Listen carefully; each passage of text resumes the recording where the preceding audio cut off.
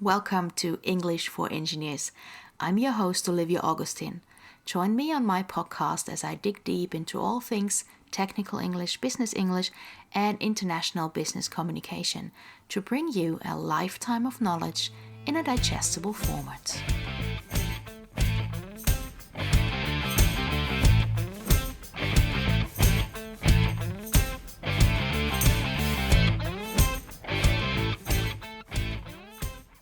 Hello, friends, fellow engineers, and the occasional word nerds who are listening in. Today's podcast is all about engineering culture. And yes, that's slightly different to regular cultural differences. But first, I want to introduce you to my guest today. We're old school mates. We graduated in 1999 in Austria from what I'd loosely translate as a tech college. And I want to introduce him in a very Austrian way, with all the pomp and circumstances that are only familiar to natives of this cute little banana republic of ours. Let me welcome Diplom-Ingenieur Dr. der Technik, Christian Urich. Hey Christian, so good to have you here. Hey. Hey. So we just recently reconnected after more than 20 years, and we both have the very same recollection of the subpar English lessons at Austrian schools. But that makes for another podcast episode, I guess. So why did I invite him today? Several reasons. Number one, he's cool. Number two, he lives and works in Melbourne, Australia. So I'm really looking forward to hearing more of his accent. He taught at the Monash University in Melbourne. And he's no stranger to rapidly changing work environments, because there's a whole world outside of Central Europe that is handling projects in different ways than you might be used to. So engineering culture varies around the world.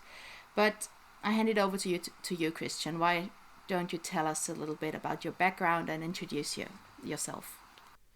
Yeah, thank you, Olivia. Yeah, thanks for having me on today. So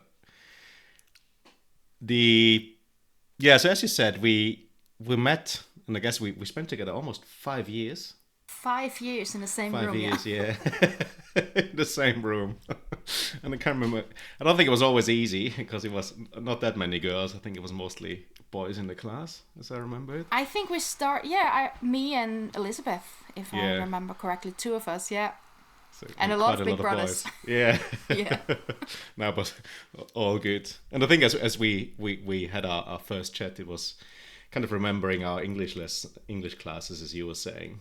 And I have this vivid memory of, because I was never great in English. And then basically always between a fail and a pass. And I had this exam at the end. I remember I had to promise the English teacher that I never speak English in my life again. Oh, she will turn in her grave. Yeah. Or be very proud. Or be very proud of you, I guess. So it was basically, the message was, never tell anyone in the world that I taught you English, and you never speak English again, then I'll let you pass. Okay, so we won't name her now. No, I won't name her. No. Yeah, basically from there, so there was this small Alpine town. And then straight from there, I went to university. So I did what now would be a master's degree in civil engineering. So I did a combined degree between structural and computational engineering. And then during that time, I was also working in a small consulting firm doing a lot of structural engineering. And I guess I really liked it at the start. I can remember the first 3 or 4 years. It was just amazing. You basically just go from designing the structure for the small single family house, and then you go to apartment buildings, then you go to smaller bridges, larger bridges, and so on. But then after a while, it was more like, I can't imagine myself doing that for the next 35 years. So it's kind of when I was just thinking about, this is going to be my career. And then I had a good mate of mine. He was doing this quite interesting project at the University of Innsbruck, where I was doing a PhD. And then just asked him, do you have something? Is there some work coming up? And he was saying, yeah, we're always looking for people that can use a computer. And this is how I ended up in that research group, having no idea. This was also not in structural engineering. There was more towards environmental engineering. Okay. What was the research about? The research in the end ended up being I think it's easiest explained as playing SimCity for engineers. So it's quite out there. It's quite abstract. So what we were looking into is creating cities in a computer environment, including infrastructure, and then really testing how we can build resilient, sustainable infrastructure into the future, considering urban development and climate change. So it's quite an interesting, quite abstract project in itself. So it's a lot of math, a lot of modeling. But I ended up joining that group. By that time, before I joined, I didn't know that it's actually a really great group with a huge international network as well. That's kind of really well regarded. And through that network, I was also working as part of a European project, and this is where I met our colleagues here at Monash University in Australia. So it's a bit of an odd combination, but Melbourne came into this European project as an international case study. So because there's lots going on here in terms of water management and how things could be done differently. And then thinking of the recent floodings, that might be a really good idea. Yeah. If you work in water, Australia is a very good place. You move from droughts to flooding, nothing in between. So it's I can remember when I first time traveled to Melbourne, it was on the news because they were still going through the Millennium Drought, basically running out of water in Melbourne. And you had all this advertising for rainwater harvesting tanks, so to install them to save water on your roof or in a garden. Yeah. Interesting. Yeah, I mean, I'm living in the Netherlands now, so no stranger to floodings as well. Yeah. Enough water here. Yeah. So how did you finally end up in Australia? Yeah, and basically through that project, I got to know the university there, the key players as well, and the professor there. And then she invited me to join her research team. So they won a very large research grant, basically, which is across Australia, looking into defining what they call water-sensitive cities are.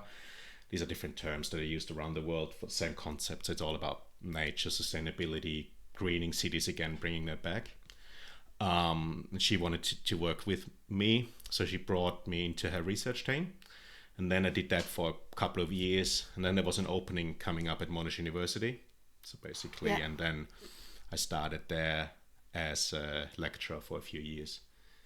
What did you teach? I taught, out of all things, groundwater, which is not in my core area. But since I had that background in computational engineering, so I did a lot of those numerical models and things like that.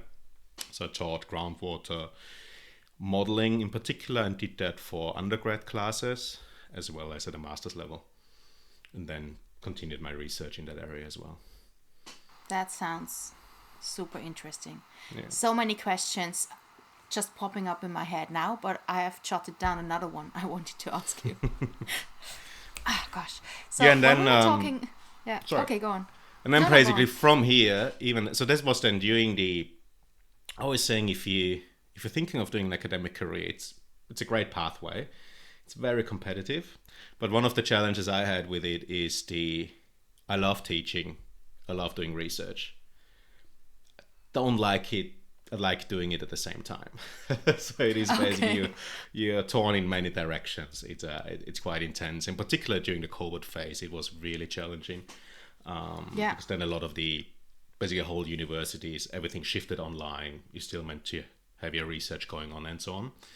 And also by that time, I was thinking more looking towards something more impactful in terms of my work. So I want to basically go back out, doing some consulting projects, having some real world impact.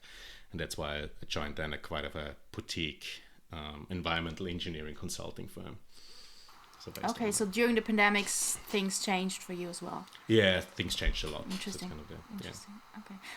Let me just go back in time a little bit.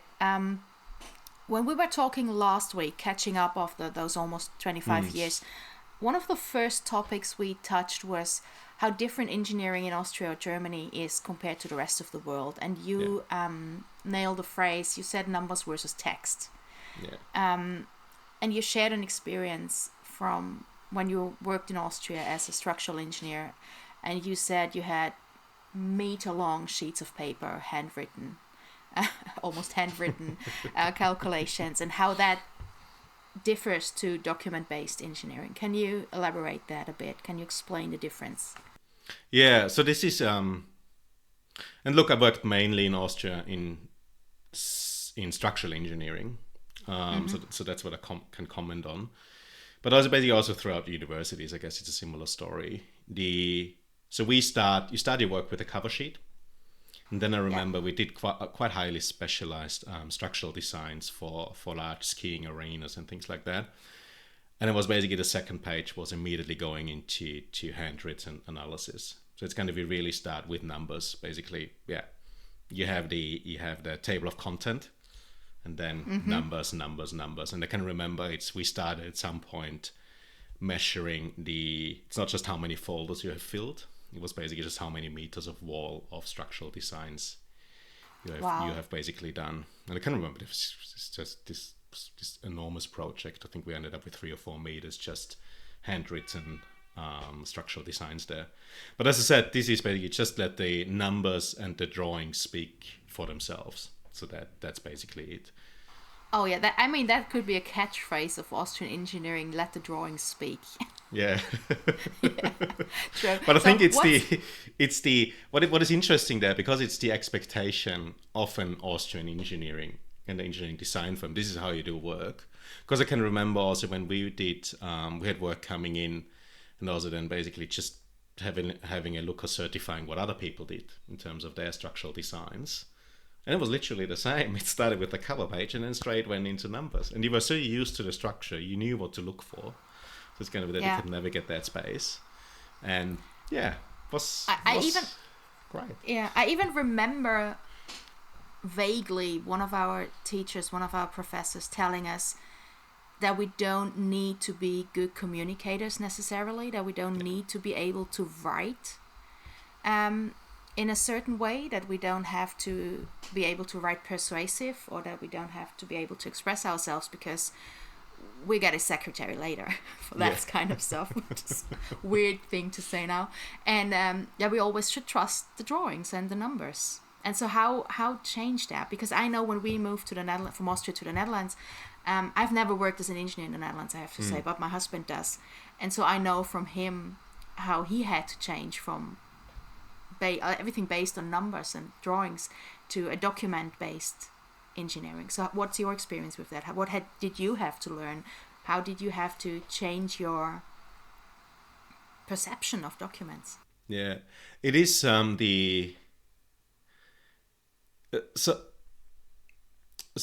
and this is now might depend on the field as well. So I moved then into environmental engineering. It is also particularly but it's the same in research as well. It's always, you need to address the so what question. So what is the actual number telling you? What should I do with that? And it comes from a little bit of a background that you are the expert. You have engaged with the material the longest. You have been working on a particular project for months. But it's kind of you're so in the depth there. You really need to be able to bring that together and then communicate to someone what are the high level insight. What does it mean? How can I use that to make decisions? And I can tell you, they want to see they read the executive summary on top, which is something that I've never heard before in Austria. It is basically just it's a one-page summary, and it doesn't matter how long that report is. It's a one-page summary in front, and then basically this is what most people are gonna read, and this needs to have the key outputs there. And this is then this is what gets used then. And if you want to know the details, you go into the reports. This is where you can get the nuance. But usually the first page is what is the most important message, and you need to pull that out of your numbers. You need to be able to translate that. What does it mean? What should I do with that? How do I go forward with it? And I think you have to be quite convincing. Yeah. In one, and if you want to summarize everything in one page. Yeah. Yeah, you need to build it's building a narrative. So I hear that word a lot. It's a narrative, and you need to think about, and these are things I never came across in the German environment, Austrian environment as well. It's about, you need to think about the target audience. So who is going to read your report? Whom are you writing that for? Who is the end user of that?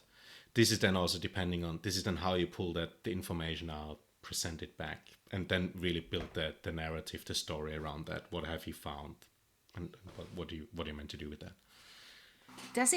That's one question that will come from my clients now, I guess, from my engineers I'm working with in Germany and Netherlands. Do you have to dumb it down, your summary? I wouldn't call it dumb it down.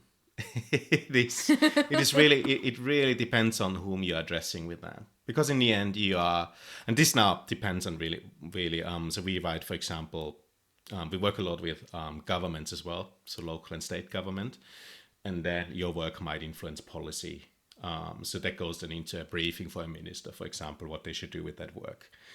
And there needs to be something, they're not a subject matter expert, but it needs to be a digestible message what to do with it.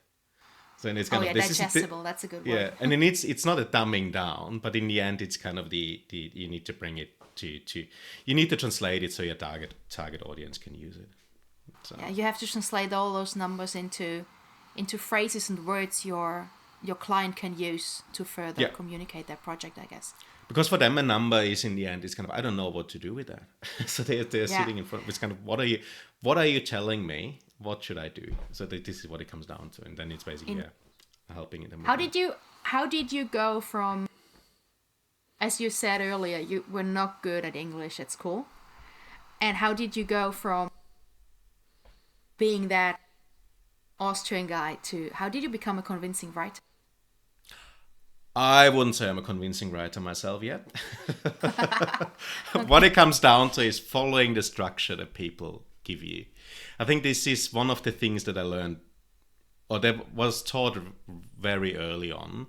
And this is when it comes to writing academic publications, if you write your research papers, but also if you write your industry reports and so on, you follow a recipe. So those documents have a structure. You're not writing a novel.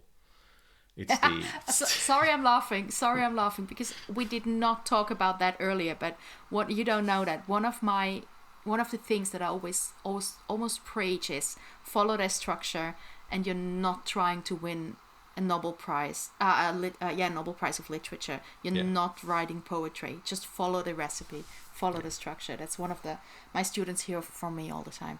So that's funny that you're saying that. And when I've taught undergrad students, and we were working with groups of 400 students, had to review hundreds of students' reports. And it's basically the most important thing is they need to follow the structure. If you splatter information across your 400-page document, I don't know where to find it. I don't know what to look for. It is frustrating. It's frustrating. It's confusing. It doesn't help. What you want is kind of, you have this now really depends on so how we write reports. You start with the introduction.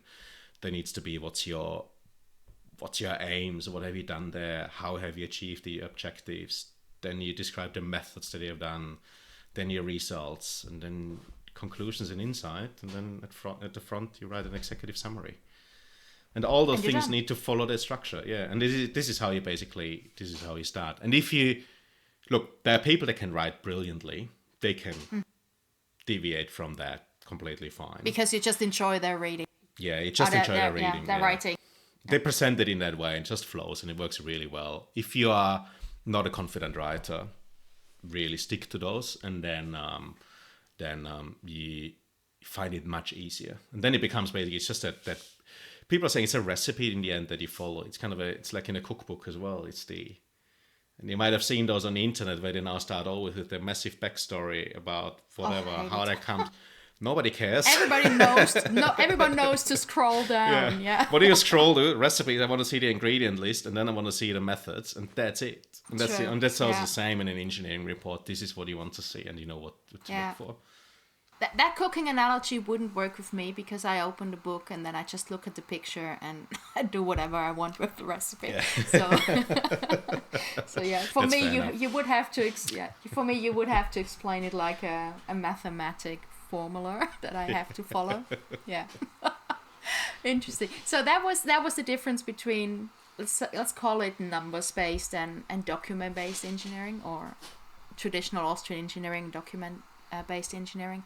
But regarding engineering culture, management style, are there differences in how the teams work together? What would you say? This is relatively. I probably can more comment on large and small organizations. I guess this is what more my experience was there. I worked in a very small engineering firm in Austria, so this similar to, it's kind of 3 or 4 people. This is very agile. You specialize in an area and then go for the jobs. One very fascinating area I always find in Europe is that each country has a little bit of a niche of what they're doing extremely well. So in this, it's kind of this is then. I remember for whatever reason we were working together with a steel manufacturer, and we're just doing these massive international projects all across Europe and I think Russia as well. But it's just steel design. And this is really doing fantastic projects there, although we were only a 4-people company. This is that. What I've noticed more in Australia or in the English-speaking world, it's pretty dominated by very, very large engineering firms. So it's kind of, we're talking about companies that have 10,000, 20,000, 30,000 people. But they also operate then mostly in English-speaking countries as well. It's kind of that the world is a bit divided. So you have the European side of things that works in their areas, particularly I think it might have changed now with the current situation, but lots of projects in Eastern Europe, Russia, going into that world. I think Middle East as well. Whereas here, I think lots of more projects Southeast Asia as well. So this is some of the work that we did as well. So yeah, but dominated by these very large firms. Yeah. So coming back to that project management style, something that I mentioned with I always call them my engineers because I'm never sure if I should call them students or clients. I think both terms are weird. So my engineers that I'm working with, they have hardly ever heard of Scrum or Agile, which is a tool to manage projects.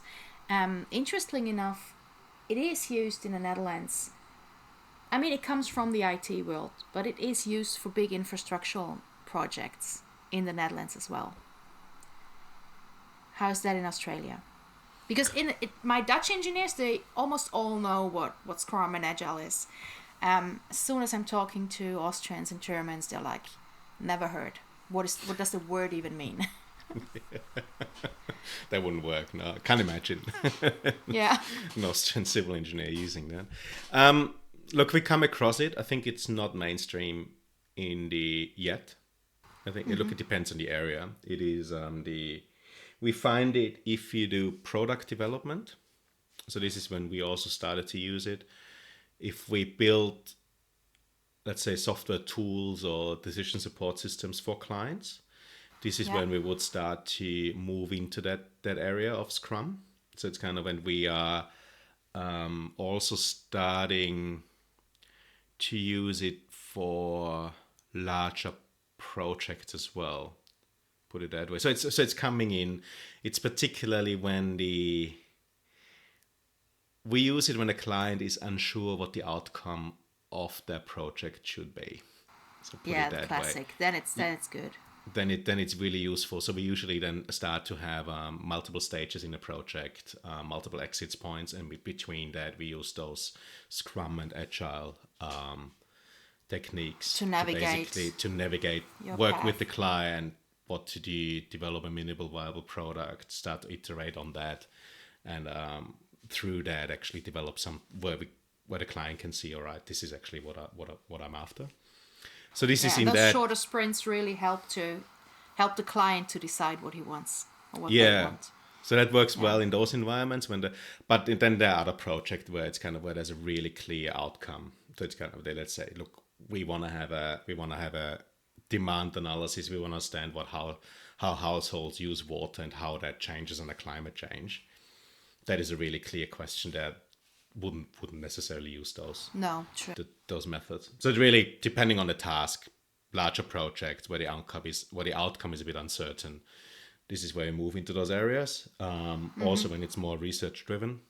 So, we have, for example, a project now where we're looking into develop an artificial intelligence to irrigate a very large park in Sydney. So it's kind of where we're working on that. Lots of stakeholders involved, lots of clients, bringing it all together. So this is where we're basically working through those. So we're using agile development for that. Whereas I said, and for other projects, so we would do that. Okay. Very traditional approach here. Yeah. Interesting. You just said, you just mentioned climate change, and that brought another thought into my. I thought of something else. Let's put it that way. The last 2 years, the pandemic. How has that changed your work? How you do your work? How you work together in teams? Did you change your work at all, or just what has changed in the last 2 years? What has changed? We're not traveling for a meeting anymore everywhere. I think that was one of and this is, but I'm not sure if it's particularly Australian, but we had a culture where, look, going on a plane here is like taking a bus. So it's kind of, you had a meeting up in Sydney or in Brisbane. Deal. No, meeting up in Sydney and Brisbane, you fly up for the day. It's a 2-hour client meeting. You fly up and you fly back the same day. And I think that is in terms of, when we think about the whole context, climate change and all that, it's probably something shouldn't have done in the first place. But it was so, you're so easy. Used to that culture. You want to meet clients in person. You want to talk to people in person. So that was just the expectations to do it that way. Nowadays, this is just done over Zoom, basically. Although, can't really tell yet because we're still not really through the pandemic, if it's bouncing back. You had pretty harsh lockdowns as well. Yeah, Melbourne was, I think, longer one of the cities, and stricter. Longest, yeah. So we're still just starting to go back to work. But that has definitely changed. What has changed as well is the expectations to be at work. So it is, I guess this is the story a bit everywhere, where we started to realize we can work in teams from home efficiently, and actually works quite well. That to say, we're just navigating those challenges, particularly with graduates. So graduates that just have left university and started our team. How are we going to integrate them into the broader consulting environment? And do that online, which doesn't really work. So there's still an expectations of coming into the office and so on to build that culture. So this is something, I guess, which we're still working through. Do you think that, especially in research, that personal contact is necessary to make progress, to bounce ideas? Yeah, I think it is I think for people to work closely together, there is something about the sitting in an office, being able to bounce ideas, working on that. What I find more the challenge is, I think if you're actually working on a project together, that works quite well, that you can just work that through. What I find more challenging is you start to develop silos quite easily because you always work in the same team. You actually don't know what the other teams are doing.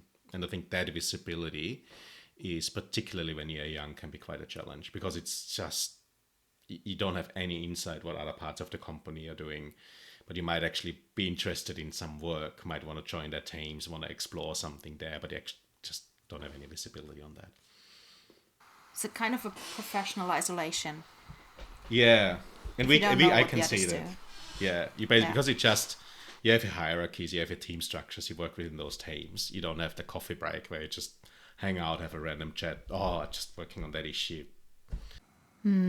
I see. If you could give other engineers, students, my clients who suddenly find themselves in an English-speaking environment or project, if you could give them one piece of advice, what would that be? Don't worry about how good or bad your English is. It is. Oh, that's excellent. It is, in the end, if you just sit there, don't say anything, I think this is probably the worst that you can do. just because you're shy and you don't want to talk. It is, people can usually puzzle together what do you mean, and they're going to ask you if they don't understand it. So it is completely fine if your English is broken, as long as you can communicate your ideas and what you're after, and there can be broken English, that's completely fine. Yeah, don't be shy, and also don't apologize for your English. You don't need to do that either. It is just what it is, and just, yeah. And look, I've gone through that path. My English wasn't the greatest either. People are very forgiving. People are usually just completely fine, and then, yeah, you work through that. And this is because it's, in the end, it's more about working on a project together and achieving those outcomes. So it is your ideas matter more than how good or bad your English is in the end. Oh, that is excellent advice. Could have come from me. No, sorry, my weird kind of humor. No, really, really excellent advice. Thank you so much. We're talking already for half an hour. Right. I think time flies when you're having fun. Thank you so much, Christian, for your time and for your input. That was great, and I already have tons of other ideas where I definitely want to invite you back.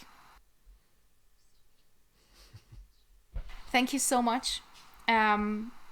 I think the one thing we've learned, just do it, just talk, don't be shy, open your mouth, don't apologize. People will work it out. And don't forget that even if you're an engineer, even if you're a numbers, I don't want to say guy, if you're a numbers person, you might want to need documents somewhere in your life. So don't throw out your course books.